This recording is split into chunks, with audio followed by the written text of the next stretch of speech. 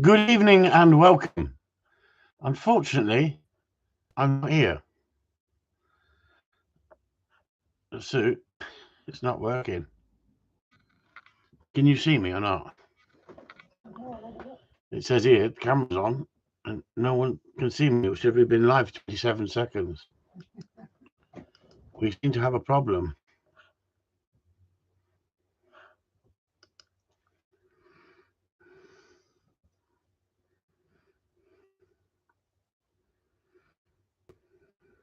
Yeah, you're there. Well, you can see me. You can actually see me on the screen. Um, But the problem is, I can't hear anybody. I can't. No one's answering. you seem to be like frozen though. It's not very good, is it? You're looking down at your phone. Well, I was, yeah.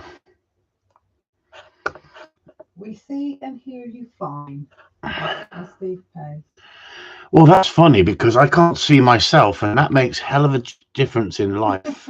We can see you. But do you know what? It might be easier rather than looking at myself, scratching my head or my nuts.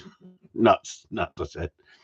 So good evening all. But I'm running blind tonight. How about that? You can't see what I'm doing. Oh, you can see what I'm doing. You can see me, but I can't see myself. Yes, I see and hear you fine. That's brilliant, that is. Unfortunately, I can't. But at least I can read your comments, and I just have to pretend that I'm on the screen. If there's any problems, anybody gets stuck here, please, let me know because I'm running blind. I mean, not that I'm narcissistic or anything like that, but I do tend to look at myself on the screen.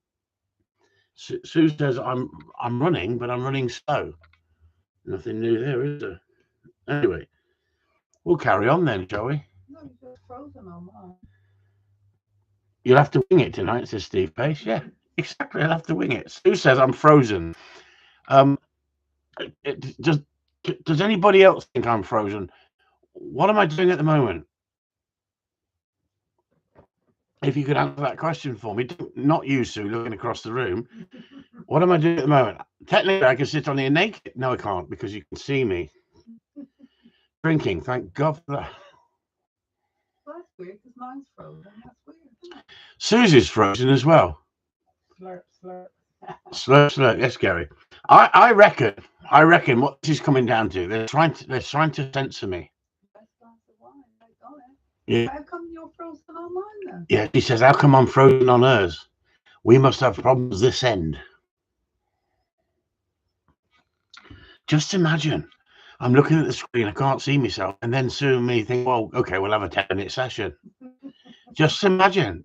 No one can see us, and everyone can see us. This is not on, This is not on. Honestly, it would be embarrassing. It would be bloody embarrassing. Anyway, I'm looking at my phone, all right? I'm looking at my phone. And I wanted to cover something tonight. I wanted to cover something that came up on my feeds. It comes up on memories. This is your memories of over the years. It came up and I shared it in Patreon. So I shared it in Patreon. And it was two people who sent me messages. And I'm going to read it out and we're going to go through this because I think what has changed really in reality, and Gary Marriott actually said something earlier to me. Yeah. I know we want to talk about dogging, but we don't want to see it. Yeah, exactly. Good evening, all. And Sue says, keep that to yourself, Stevie Pacey. How do you know we go dogging? Anyway, it says it is interesting that they have tried to discredit you. Why no one else? There are loads of trainers out there, some very good, but in capital, as I've said before, other trainers are not seen as a threat. Not a physical threat, but a knowledgeable threat. Why is this guy taking his time to write this? He's wrote this because this is when I was going through all that shit with that bunny boiler. And you've seen that freaking program, haven't you? Where, you know, the stalker in the pub. Has anybody seen the Piers Morgan interview with her? She is guilty as sin. I can read that like a book. Anyway, you, Chris, are a threat to many because you can see through what they promote. Not only see through it, but provide clear and credible advice as to the problems. Think about it for 1 minute. When trainers get together, they always talk about the person who isn't there, but it's the training methods and ability of the trainer they discuss. No one, and I repeat, no one has, to my understanding, ever made a video or passed comment on a video about your ability. He's wrong. He's wrong. My bunny boiler used to pass judgment about my videos on a regular basis. She used to edit them, and she used to pass judgment. So people are entitled to pass judgment, but when you manipulate my videos and you go out of your way to try and discredit someone, that's why I believe in fighting back. Now, I believe that actually watching that, is it Baby Reindeer? I think that if she is innocent, she should fight back. But just listening to the conversation where she comes out with things like, I've got a photographic memory, but I can't remember what I achieved as a solicitor with my exams. But I remember me school report, and I can run that off to a T. But I can't recall sending messages. Honestly, when you've had a stalker, it's a freaking nightmare. Trust me. So I think that this was written when I was getting all that shite. People who do not understand training will see the correction and think it's cruel. And how true is it about that?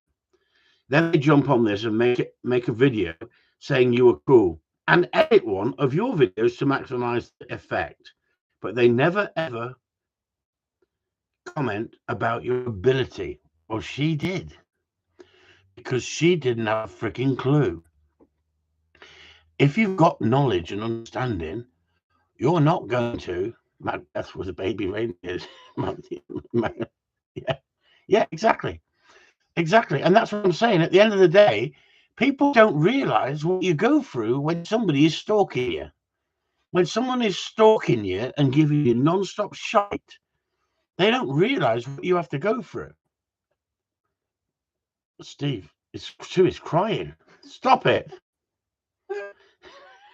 She's a mother. Yeah. And I'll tell you what, I had the freaking shakes halfway through it. Not adrenaline, like, wow, that's fantastic. But I know what they're like. They get their freaking teeth into you and off they freaking go, don't they? And they're obsessed. They just can't put it away. They dream about you. They think about you. They actually think that, I mean, not being funny, I use humor, don't I? You all know I use humor. And I put up a song, an Italian love song. It's an Italian love song, but it's about the pain. And she went, he fancies me. And I thought to myself, it's another freaking baby reindeer shite. I had to go through it. And then they can sit there and tell a story to the police like, I'm the victim. Baby, it's a hippopotamus was a dog with a quiver. Yeah. And at the end of the day, it's like, you've got to leave it alone. But as soon as you upset them, then I'm sorry, but you're upsetting her feelings. You have every right to upset somebody's feelings who won't leave you alone. Tell them to fuck off. And that's what I stood up for. And this is what this guy is on about here. I set a precedent by standing up and going to court and fighting for the fact that we have a right to use discipline as long as it's within the law of this country. We haven't got a right to use cruelty, but we have every right to use discipline. And when you fight back with these people, it's like Gary Marriott said earlier to me. I've had stalkers reporting me to the local council saying I don't have a boarding license. 100% do, but it just shows their toxicity. Exactly, Gary. And the problem is, why can't people get on with their own lives? And people don't realize what mental torture that these people try to put you through. But if you're a strong character, you can fight back. But I tell you, even if you're a strong character, you're wasting your time fighting back with a narcissistic person who actually believes the lies they peddle.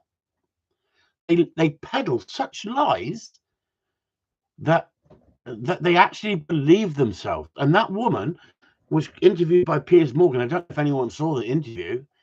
I thought it was fascinating because she actually believes the shit that comes out of her mouth.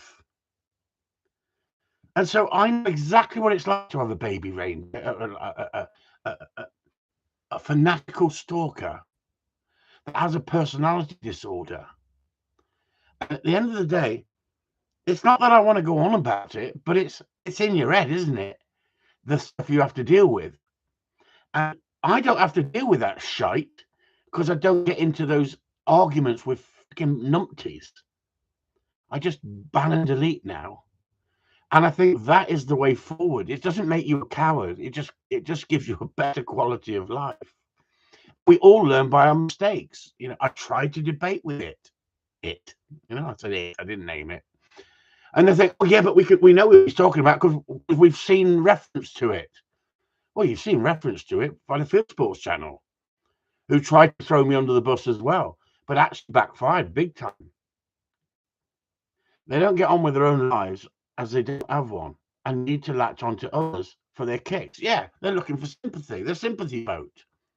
And what I shared with the group, that's an old feed, but it was when I was getting all that shit. But I had hundreds and hundreds of people send me reassurance, send me, keep your chin up, Chris, keep fighting. And like I said to President, by going to court and arguing the fact that I have every right to offend, it's not my problem if you get offended. You don't have to watch my platform. You don't have to come into my life and monitor me. My wife monitors me on a regular basis. And she gets what she wants when she's naked and she's in the bedroom. But she knows you can't bully me into suppression. It doesn't work. Now, I watched I think it's quite funny. I don't know if any of you have been watching it. Vinnie Jones. Have you been watching Vinnie Jones on his farm? And it's quite a good series. And I like Vinnie. He's all right. And it's amazing, isn't it, that I was watching a woman on there who's, I think, maybe right, maybe wrong, right? But I think that he's actually having a relationship with her. But she was like PR or something like that, or around the farm and that. And I was watching her, and I was thinking, she's with a load of blokes, and these blokes are being just blokes, swearing, acting the goat, acting the fool, and just being blokes, and she's trying to get them to put rubbish in different bins. And so you've got to put your crisp packet in one bin for eco-friendly, your Coke can in another one, and all this shit. I mean, how many people here are so obsessed with these freaking bins they keep giving us? More and more bins, and you've got to make sure you put your rubbish in the right bin. I put the wrong rubbish in the wrong bin on purpose because I'm a rebel. Not that I don't know how to do certain things. I just think, stop it. Now, Stu systematically takes it all out, washes it, and puts it in appropriate bins. Now, I'm not having a stinking bin in my kitchen. Who's stalking who? She's stalking me because every time I put the wrong freaking stuff in the wrong bin, she doesn't go, oh, look at this, and give me grief. She just goes to the bin, takes it out, washes it, and puts it in the right place. If we do it, we are taking away a job from someone at the recycling centre. Exactly, Steve. That's the way I look at it. That's the way I look at it. Well, they're actually saying now that it's going to come that you can put Oh God, all she's the off. recycling into one bin. That'd be ideal. Here we go. We can put all our recycling into one bin now. You know why? Because so many people have been putting it in the wrong freaking bins. It's become a major problem for them to sort it out. The bins that need sorting out, they've got to sort out. If everybody did what I did and put it in the wrong freaking bin, and what everybody on Vinny's farm is doing, putting it in the wrong bins, then they have somebody giving them a freaking job, wouldn't they? Like Steve said. So there is a method to our madness, but I don't think that blokes are wired the same as women majority of the time.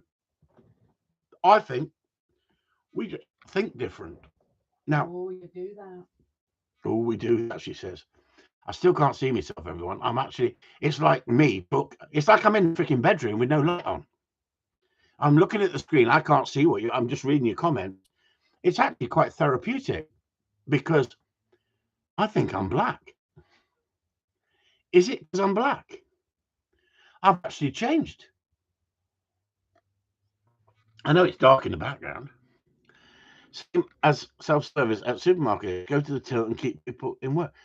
Yeah, and the problem is, you go to them freaking scanning things in the supermarket. I can't get half the things to freaking work. I've got to get the woman across every 5 minutes, and then she has to come across to freaking take tags off everything. It's a freaking nightmare. I just want to put my stuff in front of in a till, let it go through, and I love it when they say, "Do you want me to pack for you?" I think, yeah, crack on, crack on. I'm paying high enough prices for this food. Pack it as well. Are you all right with packing? No, I could do with an assistant. And could they freaking take it to the car for me as well? I mean, I'm paying enough, aren't I? So going back to that bloke, he didn't mess around. People do not understand training, will see a correction and think it's cruel. Then they jump up and down and make videos saying you are cruel and edit one of your videos to maximize the effect, but never ever comment about your ability. The reason is they can't. They can't because they don't have the same ability. So they try to discredit you by showing something that most trainers do. The only difference is they are not showing it. Anyone with half a brain can watch a lot of your videos and see very little discipline because most of the time you don't use it. But a 5-second correction can save a dog's life or the life of another animal or even a person. Your honesty has in one way been your biggest weakness, but in another, also your biggest strength. He is so right, everybody. He is so right because there's loads of trainers out there showing the fluffy stuff. Look at this dog now. Look at this dog the way it was. Now look at this dog. Now we know in here, the group, especially the accredited trainers, you don't need to be nasty and cruel to a dog. But the guys in here and myself have learned over the time to read these dogs, and the dogs are sending you a story. The dogs are telling you that they've been mentally messed up. Now, you could say, oh, this dog pees when it greets you. That means it's scared. No, it doesn't. No, it doesn't. We're all different. We're all different, same as the dogs. Some people are outgoing and can come forward. Some dogs need time to settle in. But the idiot who goes straight in and uses a correction, and I watched one of Gary's videos the other day, and Gary was showing a young dog that he's just tapping into gameplay, building the confidence in the dog, building the trust in the dog. And then he talked about discipline, and I nearly fell off my fucking seat. Because I thought, fucking hell, one of our trainers talking about discipline in the big wide world out there. Good luck with that, Gary. because you'll need a hard hat. Because you can show the standard of your dogs and you can show everybody, look at my dogs. If you want a dog like this, come to me. And if you don't show the discipline, you're going to make more money. You're going to have more followers than showing the discipline. But why was I one of the most watched trainers on the internet? Because I showed discipline. I showed correction. People weren't all looking for a freaking accident, crash, a car crash. They were looking for the answers. How do I adjust the dog's mental state? Yeah, mother reindeer, Gary, you're going to get one. You're going to get one, Gary. And when you do, you'll think your freaking world's ended. But guess what? I know you'll fight back. And that's exactly what we got to do with these people if they come into your world and they want to start bitching about you, right? But the difference is we can put in the work. We can show the quality of the work. But you've got to have the balls to stand there and say, I use discipline, but I use plenty of gameplay. And I thought that video was excellent because you were explaining that you didn't need to go in there and show leadership, dominance from the start. You need to see the true dog. You need to see the true mental state of that dog. And when some kids first go into a classroom, they don't say nothing for 3 days. They need to find their feet. Then they start showing their true side. Others will walk right in the classroom and try and take over. Yep, exactly the same as our grandkids. They are. Some of them are a bit more reserved. Some of them are bold brass and just they get away with naughty things because they got a sense of humor, make everybody laugh. We're all different, but at the end of the day, I don't read out everything. I can't share everything, but I just thought it's really relevant what that guy wrote. He took his time to write that, knowing the shit that I was going through, and I've seen a number of people on Gary's videos making comments about liking his videos, but they were some of the same people that sided with that nut job when she first kicked off about me disciplining a dog. She didn't show the whole video and give a summary of, hang on, I don't understand why the dog's got loads of drive. She's just give it a firm correction. Give it a firm correction at the right time, but it wasn't cruelty. It wasn't out of place. It wasn't illegal. And I showed the correction. She was on my Facebook group monitoring me in the background. I didn't even know that she was a bunny boiler at the time. She then takes the video, edits it, and publishes it on every forum that she can, looking for sympathy for people who are told everything can be done with love and affection. That's what created a fan base for her. Oh, you hero, standing up to this bully. I noticed that she didn't do it with a certain trainer that posted one of his own videos of him giving the dog a kick and a yank on the lead and calling it some very choice words. She didn't mention him, right? I wonder why. Did she learn a lesson? Was she taught a lesson that if you go after someone and you want to play the victim and you're a stalker, that person, if they come back at you, might give you 3 times more than you freaking can imagine. Because I hadn't even warmed up. Sue was saying to me, you seem to be enjoying this too much. And I said, no, you don't let people shit on you and lie about you. You have to protect yourself. Now, a lot of people told me, no, leave it, Chris. Don't give them the satisfaction. And I think they're right. But it's hard. It's hard to sit back and go, all right, just abuse me. Just treat me like shit. I'll lie down. I'll go and hide in a hole. I'll disappear for a few months. No. If you stand by what you do, and everything I've done on the internet, there is no obsessive stalking by me. There's no fucking like romances that people can turn around and go, freaking hell. He says he loves his wife, and yet look at him, the dirty bastard behind everyone's back, behind the back. I believe everything I've put on the internet, I stand by. Except that day, the camera was on, we were having sex on the desk. I stopped that as fast as freaking possible. I said, it's all right, so it's only your arse going up and down. It was just your arse going up and down. Stop it, you lot. Honestly, if she's watching this, she's going to freaking think I'm talking about her. Gary Merritt said, did you see the kennel video of the same dog? I did, Gary, yeah. And the thing is, That you've got to let the dog show its true ability, its true self. And some dogs will be absolutely nervous as hell when you first get them in. The real skill is not being too judgmental to start with, because some kids would go to boarding school and be absolutely petrified, cry themselves to sleep, and pee the bed with fear. Others, King Charles did, he said, and others would just think this is fantastic. And with the boys, I'm away from home. I'm away from home, exactly. So it affects us all differently.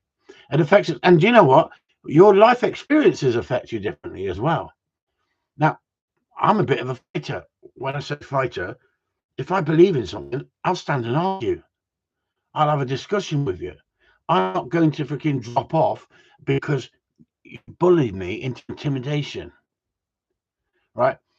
Sometimes I've perhaps gone too far, but I can honestly say that everything I've ever put on the internet, I stand by. I stand by. There is no dick pictures of me on the internet, but do you know what? If the internet was around when I was 16, there may have been.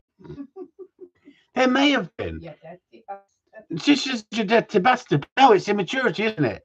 It's like so you're talking to a girl on the internet, and it's so easy, isn't it? And you're not. You're talking to some guy from South Africa, or and he's showing you pictures of this sexy girl, and she's saying, "Come on, I'll show you mine if you show yours."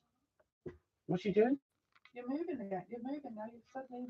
She said, "I'm moving." She said, "I'm moving." I've been freaking moving all night, everyone. No, Yeah, well, I've not. I can't even see myself on here, so now it's like she's laughing. I'm thinking she's been sending dick pictures to some freaking bloke in South Africa. So what I'm saying is they've moderated me on the internet. Why have they decided to moderate me?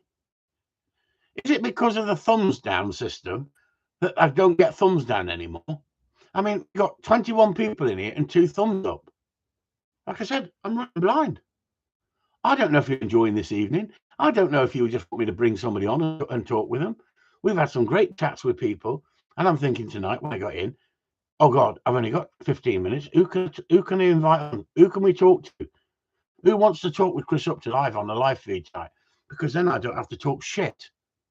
And when I say talk shit, it came up on my thing the other day. I've been doing live feeds for 12 years. 12 years every week. 52 weeks in the year. I didn't know there was enough vocabulary in my head to be able to keep going for this long.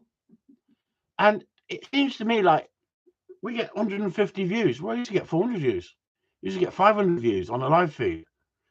Not straight away with members who came in, but when you put it onto the internet, it used to get a massive following. I'm not getting the following now because guess what? People are paying to have their videos above everybody else. I'm not willing to do it. I'm not willing to do it. I don't want to be. That's not that important to be right at the top. I think it's unfair with the way they do it. So people who pay to have their videos promoted get their videos pushed above everybody else. So one of the things in business that they say what you need to do is advertise. Well, they didn't realize the internet gave us a massive free advertisement, didn't they? And I tapped into it by putting the videos up just to show that I don't beat and kick dogs for a living. I train dogs and I take on problem dogs and I use correction and I stand by everything I do. I put up thousands and thousands of videos and I was the most watched gun dog trainer out there. Now I'm watching so-called film stars who've been successful putting up shit short videos of the most basic training you can imagine. And I'm thinking, show me something we don't know. Give us some insight into something that makes you special, that makes you a film star. They're not showing it. Do you know why? Because they fear losing business. How sad. How sad, isn't it, that you can't be yourself out there on the real World Wide Web because you fear the backlash of the negativity. Right? So it's all about false ideology, peddling that everything can be done with food, love, and affection. I rest my case, Your Honour. And that's why I was willing to go to court and fight it. And when it came to going to court and setting up all the expense, and everybody helped out, setting up all the expense with a good solicitor to put up a good case, when really I wanted to represent myself, she then didn't even want to come to court. So ideology that I was cruel and needed to be exposed didn't want to go to court and actually fight it in a court. I put my head above the parapet and says, bring it on, let's go to court. Didn't want to go to court, refused to go to court, wanted to stand behind a screen so she couldn't be seen. Now, if I'm lying, it's a bit like that freaking Piers Morgan video where he does the interview.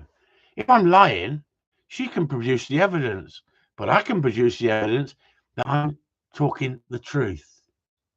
The judge said, if she can't be bothered to come to court, then I'm not giving her a screen to hide behind. What a brilliant judge. What a brilliant judge. Right? So exactly. Right. So then when my solicitor made the statement, she then said that wasn't right. Well, she would have had a day in court, wouldn't she? She would have had a day where she could have exposed me as an animal abuser. But she couldn't. She reported me to the RSPCA on a number of occasions. They came round. They said they've got to check me out. They tea and cake, lock them in the gate, talk to them in a rational manner. And guess what? They've never been back since. Why? Because I challenged him. I sussed him out. He was a con artist working for the RSPCA. And when I say a con artist, he's running around the town telling everybody that I abuse dogs when he's never seen me train a dog. He's never seen me with a customer. He's only going with what this woman in Scotland had been saying. Because people believe what is peddled on the internet. And my argument is this. Unless you prove it, then how do you know it's true? Now, I don't know whether that woman, that stalker, actually went to court. But my hippo had every chance to go to freaking court, but refused because she felt intimidated. She didn't want to go to court. Well, I tell you what, it just makes you freaking laugh, doesn't it? And then they go, you've got to leave it alone and move on. How can you move on and leave it alone completely when it traumatized your life for about 6-7 years? I just thought. Well, Sue, he's done that video and then sold it to Netflix. We should sell one to Netflix. Yeah. I should be on Netflix. We should have done it first. You can imagine it, can't you? You can imagine it, can't you? Imagine me. So I'm hoping we can sort of. I think I've got to start doing a comedy show, don't I? Can't think of the actress. They're obviously frightened of having dogs that would actually compete with their own dogs and give them a real fun, a run for the money. Exactly. And I think anybody can peddle it for their own gain. Like I've got more customers coming. I mean, I'm not interested. I like a clean kennel. Don't get me wrong, but it doesn't have to be like the Hilton Hotel, immaculate. A working kennel. I know plenty of good dog men who have got working kennels that are not run down, but they've been around the kennels for a number of years. The dogs are looked after, but they're not living in 5-star hotels where someone's mopping the floor all the time. But if you're taking dogs in for boarding and you're running a boarding license, That's a completely different kettle of fish, isn't it? If you're running a boarding license, right? But at the end of the day, I'm not running a boarding license. I've never run a boarding license. I train gun dogs. I train dogs for a living, right? And when I take a dog in for training, right, I'm taking your dog in for training. And if you want 5-star hotel, you need to fucking take the dog to the hotel yourself, right? The dog gets fed the same as my dog. The dog gets looked after like my dogs. But I've never seen such shit as when you look at some of these kennels, and it's like, look at this kennel, this is immaculate. You've got too much time on your hands, mate. You've got too much time on your hands because you must be cleaning the fucking kennel non-stop. You must have a freaking mental disorder, because dogs are dirty bastards. Dogs will wreck and eat and fucking chew. And if you haven't built the right kennel, that kennel's going to be wrecked very, very quickly. You know, at the end of the day, I hear this rubbish about, oh, the dog will never shit in the kennel because I feed the dog outside the kennel. I've heard that freaking so many times over the years. And then I've said to the person, where you get your dog from? I got it from this person. I said, does your dog shit in the kennel? Yeah, of course it shits in the kennel. Why? What's wrong with that? Oh, I just thought you got it from them. And they said the dog would never shit in the kennel if you feed it outside. Do you feed it outside? Yeah, I do feed it outside. It still shits in the kennel. Why? Because I've got to go to fucking work, you fucking idiot, they say to me. I have to go to work. I can't fucking monitor the dog on a screen for fucking 9 hours while I'm working. Some people got to earn a living, and they've got a dog. They love the dog. They take the dog out in the morning. They take the dog out in the evening. But it shits in the freaking kennel. Is it a bad dog for shitting in the kennel? No, not in my eyes. Are you a bad trainer? Are you a bad person, a dog owner? If the dog shits in the kennel, the dog's got the choice. The dog comes out of the kennel in the morning here. It can go out in the yard and have a crap. I then I feed them, then put them back in after a few hours. What they do? They shit in the kennel. I haven't said, don't do that, you little dirty bastard, and give them a hiding. I wouldn't do it. But at the end of the day, I have to obviously think to myself, you dirty little sod. Now, some of them will shit in the corner in a kennel and never step in it. Others will spread it around the freaking kennel as if it's freaking McVicker from McVicker, right? Like where he spread it all over himself and then said to the screws, open the kennel and come and get me. And they come in and give him an hiding. At least he's got shit all over him and he'll have some payback, right? So he's fighting him like that, and he's fighting the system. But why? My dogs don't need to fight the system. But I got one dog that it doesn't matter if you take it out for fucking 9 hours. It comes back in and goes, oh, I think I'll shit in a kettle and run around in it. But if I took a picture of that and put it on the internet, some freaking idiot would look at the state of his kennel. Dogs never get out. He got shit in his kennel. Absolutely crap. See what I mean? It always has to come back to a joke, doesn't it? No, that's exactly what I'm saying, everyone. It's like the people are obsessed. Look at my kennel. Fucking hell, that's immaculate. That's cleaner than my freaking house. And if Sue was running around in front of me, pushing me out of the way to clean the freaking house, and I heard someone say the other day, one of these film stars, cleanliness is next to godliness. I'm not religious, so fuck off. Right? I'm sorry. You can peddle whatever you fucking want. But you're telling me you don't have dog shit in a kennel? What about people who have to go to work so the dog's used to shit in the kennel? And like I said, some dogs will do it more. And you think, you dirty bastard, why have you done that? You've been out all day. Why do you need to come back in and do one of them? And it's steaming. Oh, and it's on the freaking wall.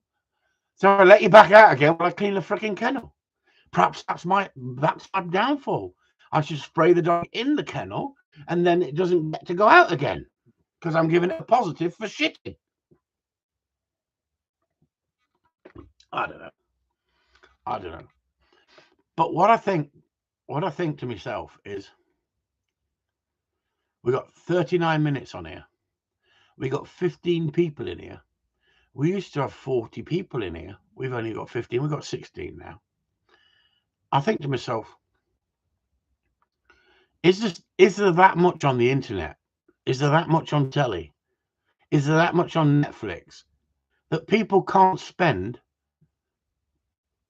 17 hours a week watching my videos. Because as you guys know, I'm a bit like, when I hit that load button, I tend to put 5 or 6, 10 videos up that I've been sitting back, editing them, getting them ready and putting them on. And then I'll go a few days or a week without putting many videos on.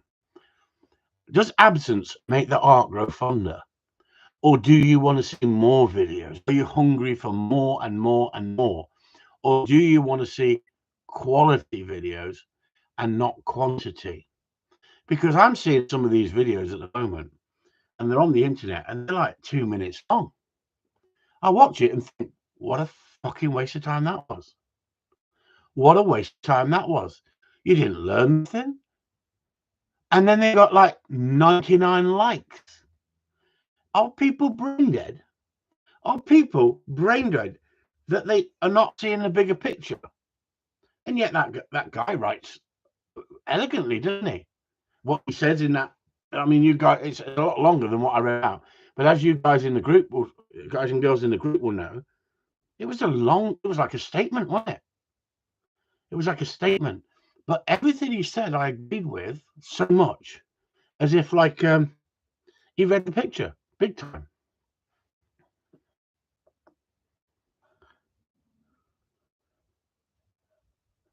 Here we go. Michael, constipated dogs don't shit in the kennel, change the feed. Make them constipated. Oh my God, poor little buggers. Poor little buggers. Now I think Gary's saying busier, bruisier. I've never been busier, and I like to think it's because I'm honest about the way I train. Yeah, I agree. Here we go. Karen says, I want Karen to give us Karen to give us more information on this, because I've actually been reading what Karen got up to, running around the garden in his freaking shreddies. Right? And I want Karen to post a picture of him running around the garden in his shreddies to save the dog. And everybody in the neighborhood has been traumatized, but the dog was saved. Now, I remember as a kid, I used to go to swimming baths, and it was like a, I don't know, Victorian swimming bath. And all around that outside of the bath, of the swimming bath, was changing rooms, wooden door that was only a half a door. So you could see the bottom legs and you could see somebody's head, but you couldn't see the rest of the body as they're getting changed. It was one of them Victorian swimming pools. And my brother, we all got changed, and my brother, who's 2 years younger than me, and we were about 6 at the time, came out and he jumped straight into the pool and straight into the deep end with no swimming bands on, and was literally drowning in the pool. Right, and I'm standing on the side of the pool thinking, how come he's not swimming like a dolphin?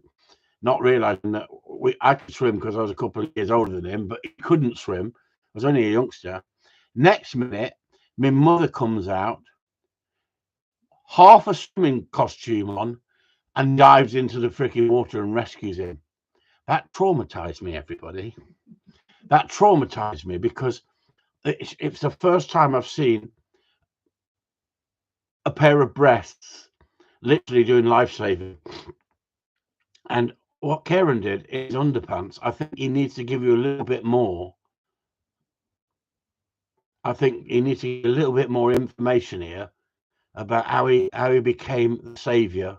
Neighbours called the cruelty man for me, not the dog. Was that the neighbour's name? Address? I feel a bit stalking coming on. No. Haley decided to give her dog a lump of leftover corned beef. Corned beef? Corned beef? That would have been perfect for my lunch sandwich. But anyway, the dog got it, swallowed a large piece of it, and it got stuck. And Karen is doing the Heimlich maneuver on the lawn. Looks like he was shagging the dog, everyone said, in his underpants. Now, you could. I don't want no laughing. Hey, Karen, there was rumours it was you who was limp, not the dog. There was rumours it was Karen who was limp. He couldn't get it up. Oh, he couldn't get it up, the meat out the freaking dog's throat. Stop it, you lot. Actually, though, go on, freaking, we're waiting now. The dog was limp. Oh, I thought it was Karen. Actually, though, what? Come on, carry on. We're waiting. This is more interesting. I had the morning wood. I could have oiled it.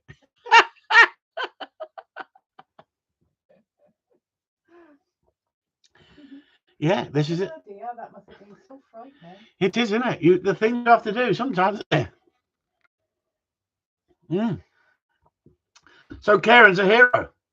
In the neighbourhood, he's traumatised people, but he's a hero. I tell you what, Karen, I bet you running out in a pair of big strides, hope they were clean, and racing across the lawn, grabbing a dog from behind and giving it the Heimlich manoeuvre with a bit of wood. With a bit of wood, you've actually said it, Karen. It wasn't me, right? I think that would be a sight to be seen. I don't know why Haley did not video it, because you could have made a hit on that one. You could have gone down. You know that? Remember that Jimmy Beagle? You get 250 quid if you send your tape in.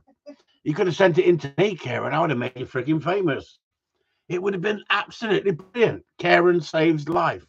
Woody from Women. Yeah, exactly, Graham.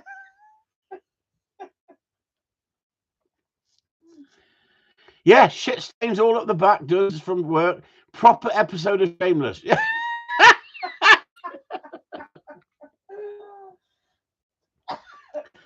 Well, there you go. Well done, Karen. That's made everybody's freaking night. Look, we've got 18 people in here now. Stop it, Gary Marriott. Hey, you know what, Gary?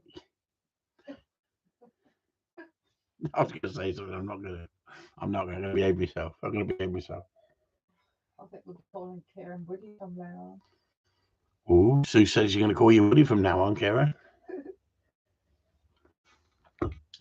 So, has anybody got any questions? That's what I'm here for. I'm here to answer questions.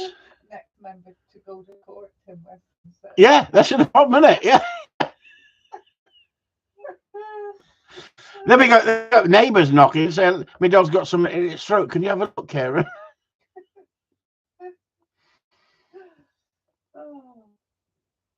No, I'm not going to say it, Gary. No, I'm not going to. It was a little bit too rude. I'm trying to moderate myself at the moment. There's too many snowflakes out there, and that they get so triggered, don't they? They get so triggered. So, has anybody got any questions? That's what I come on here for. And let's be honest, it's not. The whole idea was this. It was a questions and answers evening when we first started.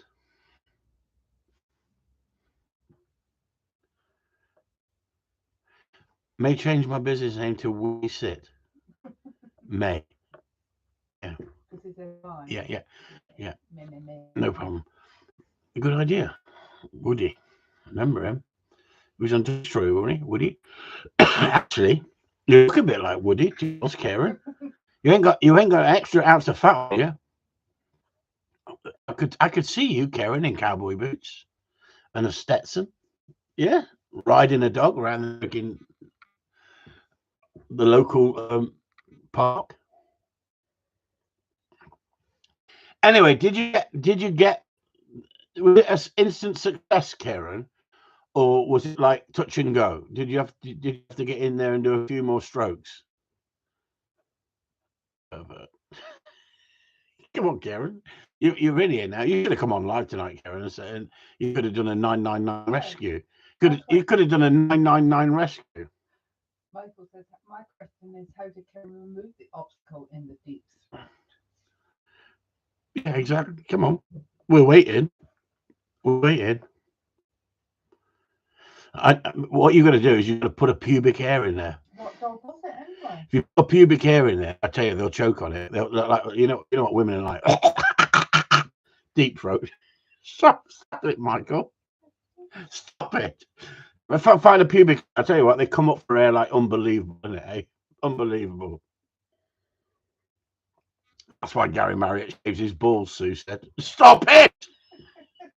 We've seen a mankini. Stop it! She's done freaking another.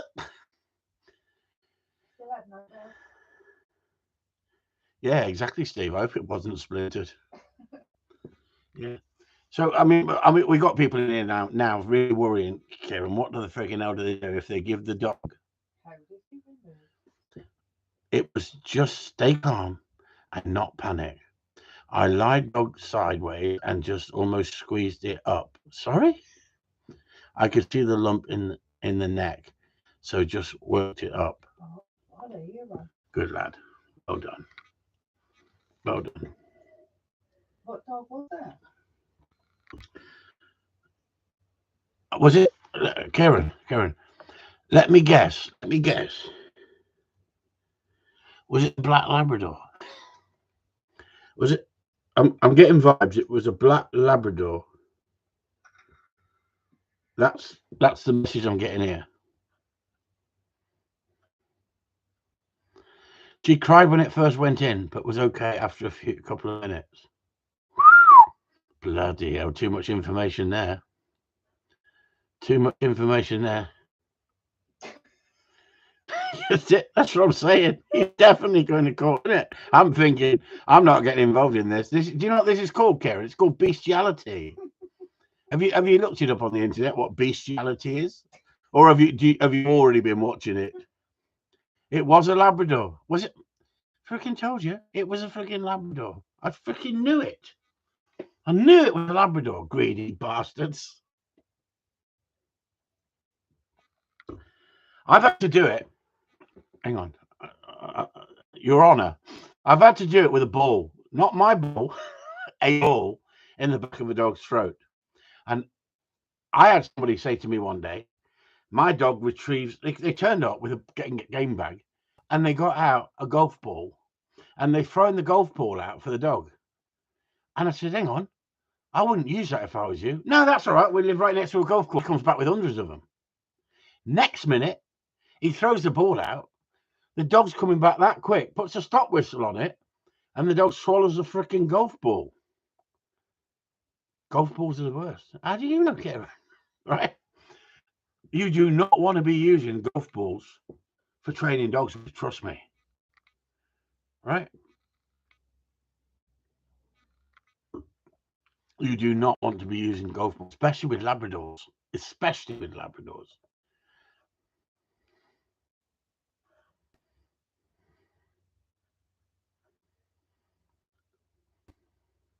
They hurt when you waste.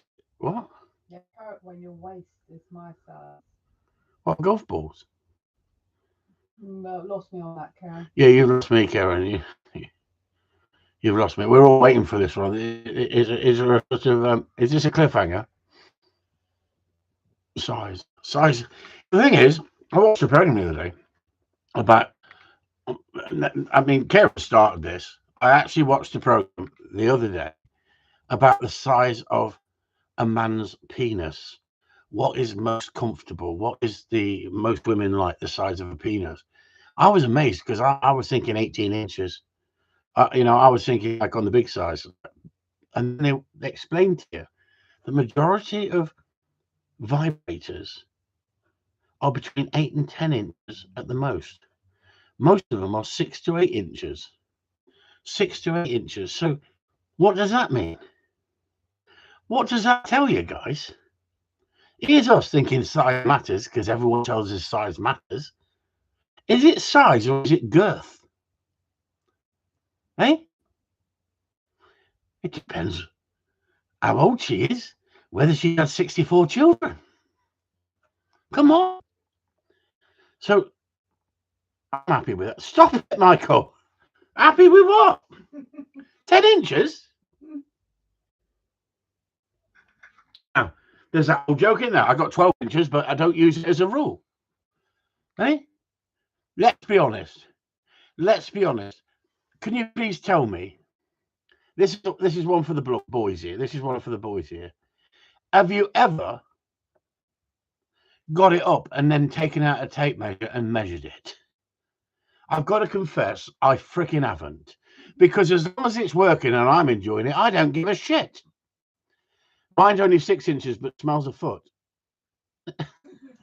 Smells like a foot. Yeah. So what I'm saying is, all these things that we never had information for, we're now getting, aren't we? Gary says nope. Right, there you go.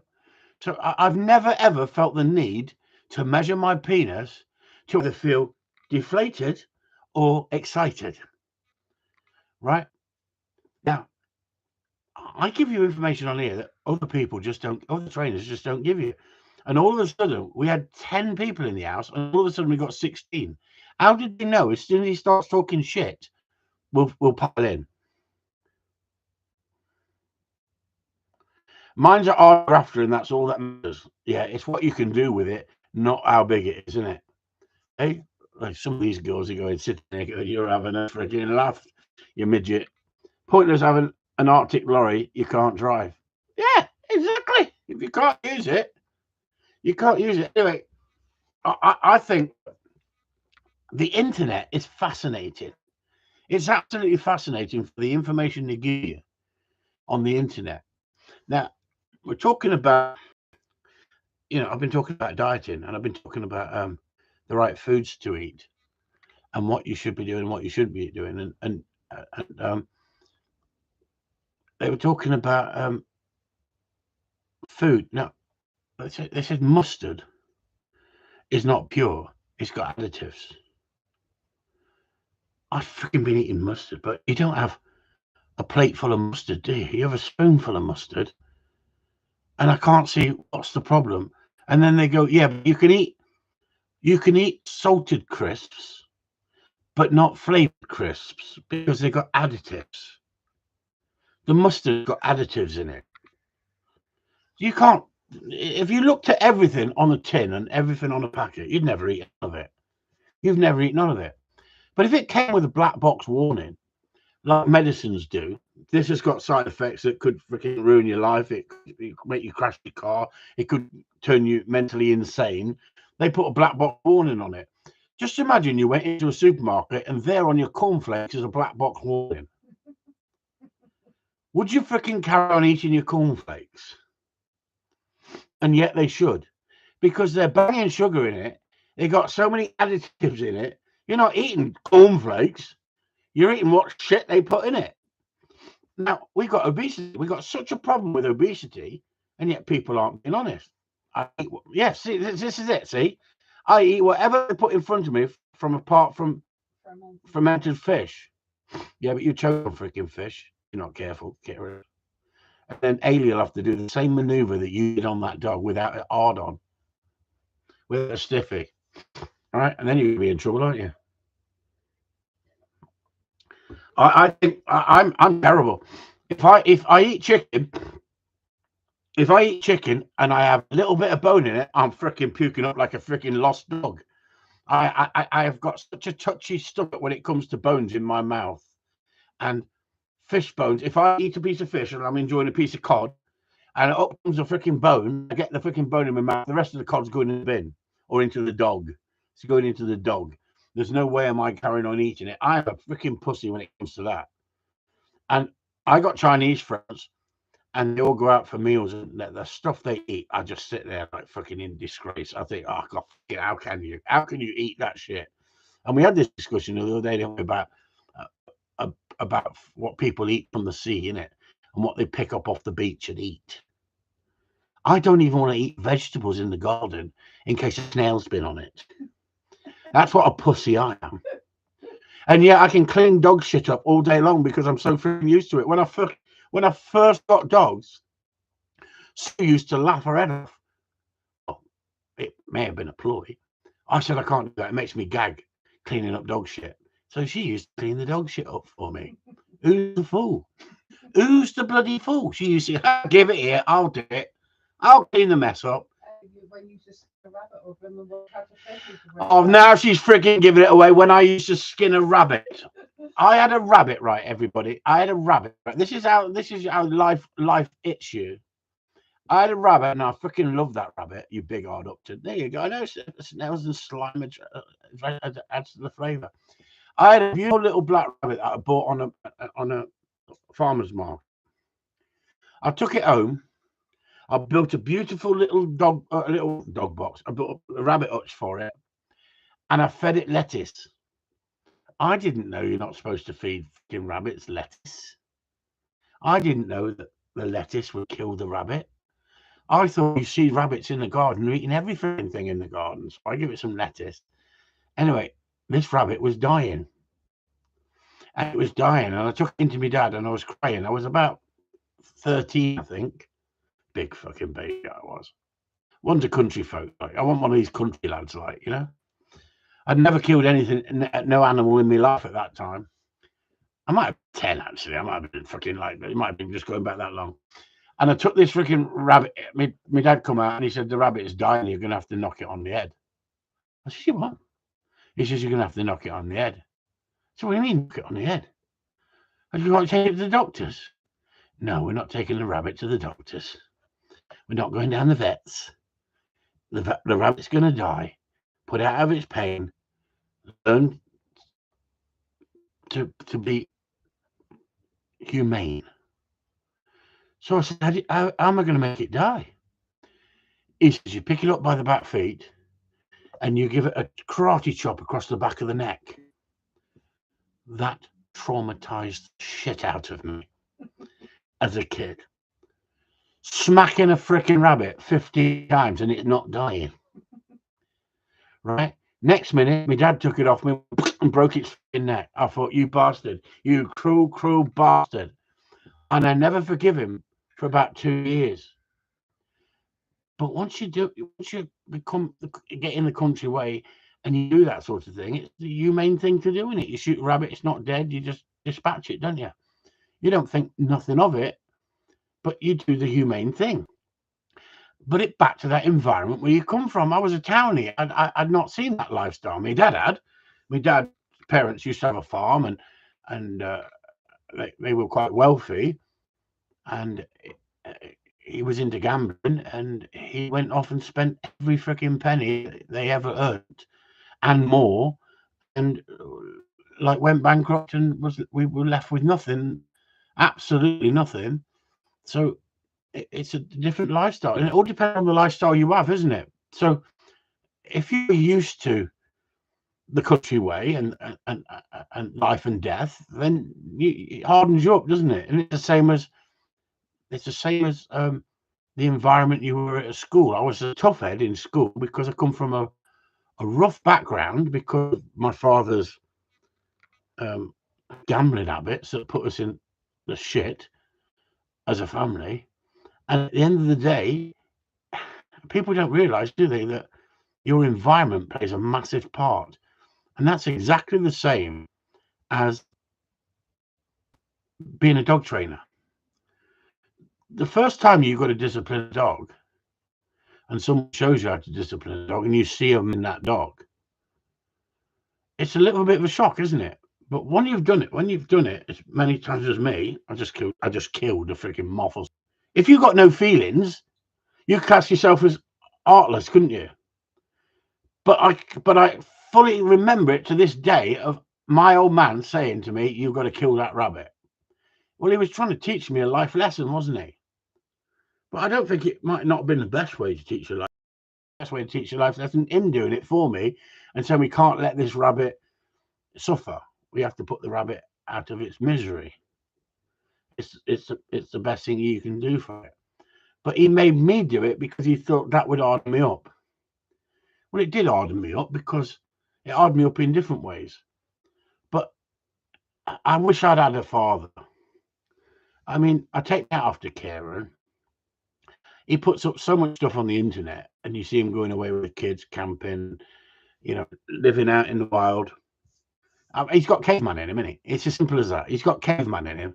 But isn't it wonderful what he does for his kids, isn't it? Isn't it wonderful, the lifestyle he gives his kids? It doesn't mean you've got to have everything in life. It's the effort that you put in to help your kids enjoy life, isn't it? Now, the kids might go up and they might not get involved in all that, wild camping and, you know, enjoying going places, up mountains, cross fields, on shoots, all this sort of stuff. But I take me out to him because we all come from a different environment. Here, look, Ailey is the one that should take the credit. Yep, Ailey as well. Yeah, exactly. But it's funny how some people wear their heart on the sleeve. And I did not want to see Karen in his frigging underpants, Ailey, on the fricking lawn. right? I wanted to see the whole video, not just a picture of him in his shreddies, because I looked at his legs and thought, frickin' hell, I've seen people in Africa with more food than he's had. So I hope you understand, Kieran, I have sent you a package in the post from Red Cross. You obviously need a few tins of food, and you'll find the parcels in the post, right? And I've put in a pair of long johns so we can't see your freaking legs. On that note, 1 hour and 5 minutes. Good night all. I'm leaving. Yes, Kieran. Put the effort now. Yes, and put the effort now, and decide. And they decide, exactly, Michael. That's it.